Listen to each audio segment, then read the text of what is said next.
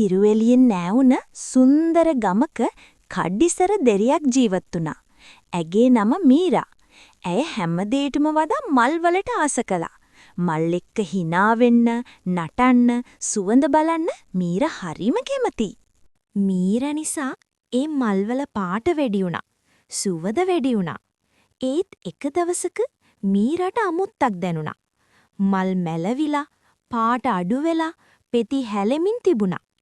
මිනිස්සුන්ගේ මුහුණු දුකින් බර වෙලා කියලා මීරා දැක්කා. අනේ මොකද්ද මේ වෙලා තියෙන්නේ? ඇයි මේ මල් මැලවිලා, පාට අඩු වෙලා? මීරා තනිවම හිතුවා.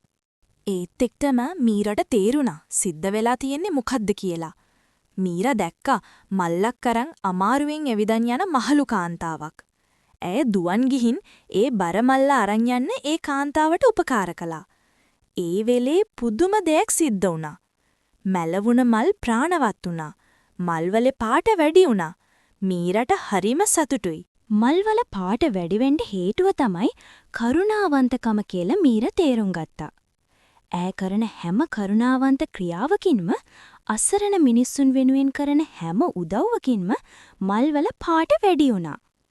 පුංචි මල් විශාල වුණා. ටික දවසක් යනකොට ගම පුරාම මල් පිපුණා. මුළු ගමම සුවඳවත් වුණා. මේ හැමදේම උනේ මීරා නිසා. අපිත් මීරා වගේ කරුණාවන්ත වෙන්න ඕනි. ගමේ අයත් කතා වුණා. එදායින් පස්සේ මීරගේ ගමේ මල් කවදාවත් මැලවුණේ නෑ.